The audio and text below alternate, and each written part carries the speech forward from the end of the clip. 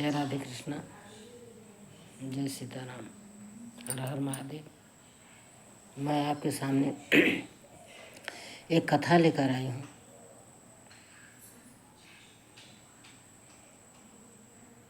कथा के माध्यम से मैं समझाना चाह रही हूँ कि कर्म क्या है, कर्म का फल क्या है, कर्म अपने साथ कैसे बंधता है, कर्म को हम लोग कैसे भोगते हैं। चलिए बताते हैं। एक बार श्री कृष्ण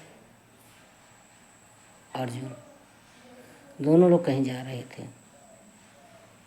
रास्ते में एक नदी पड़ती है, वहाँ मछुआरों ने मछली पकड़ रहे होते हैं।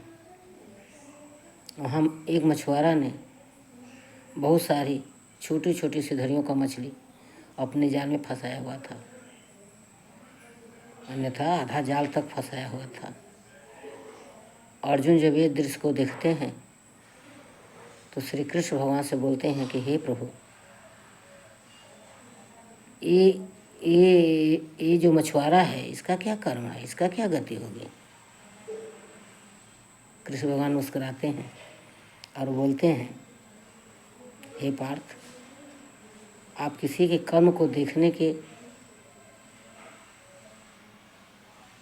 जरूरत नहीं है। आप किसी के कर्म को देख नहीं सकते। कोई क्या करता है नहीं करता है उसका कोई अधिकार नहीं बनता। जो जैसा करेगा वैसा फल उसको प्राप्त होगा, वैसा कर्म में वो बधेगा। तुम्हें सोचने की जरूरत नहीं है उसके बारे में। तुम जहाँ चल रहे हो वहाँ चलिए। इसके बाद भगवान और अर्जुन चले जाते हैं। बहुत दिनों बाद फिर उसी रास्ते से बहुत वर्षों बाद उसी रास्ते से गुजरते हैं कृष्ण भगवान अर्जुन। तो एक दलदल में एक हाथी फंसी रहती है, विशाल हाथी। उसको वो निकल नहीं पाती है, बहुत परेशान है बेचारी। जब वो निकल नहीं पाता है हाथी तो उसको लाखों लाखों में चील कौआ नोचते हैं, गीदड़ सियार खाते हैं, चूटी चूटा लगते हैं। जहाँ कटा है वहाँ मधुमक्खी मक्खियाँ भिनभिना रही हैं, खा रही हैं। मतलब बहुत लाखों लाखों जीव उसको खा रहे हैं। और उतना विशाल हाथी कुछ कर नहीं पा रहा है क्योंकि वो फंस गया है दलदल में, बहुत तकलीफ में है, हिल डुल पा नहीं रहा है। उसके पास इतना ताकत नहीं रह गई है कि उन सबों को मारे भगाए, सूंड से ही इधर उधर करे।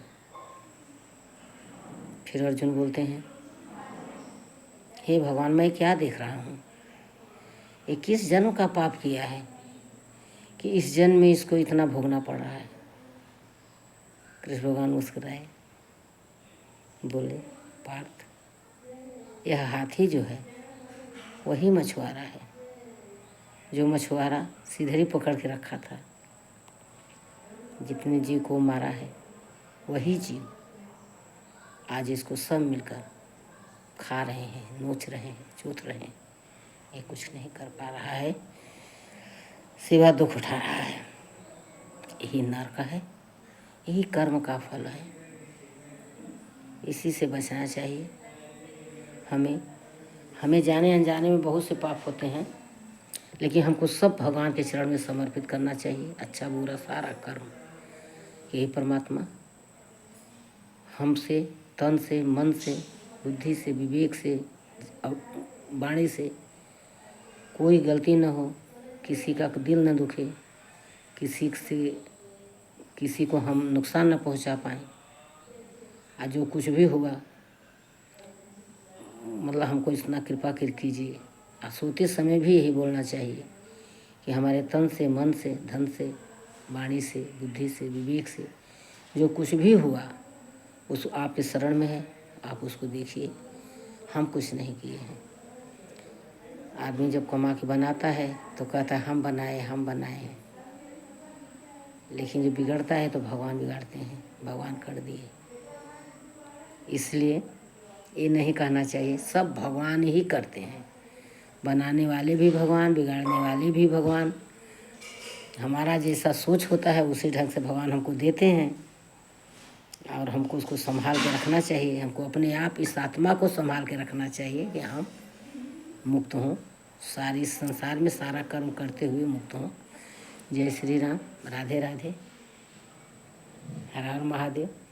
मेरी बात समझ में आई हो तो आप लोग लाइक करना, सब्सक्राइब करना, कमेंट करना, और कथा को ज़रूर सुनना। बिना सुने लंबा दे के आप लोग नहीं सुनते हैं भैया, तो कैसे समझ में आएगी? सुनना चाहिए।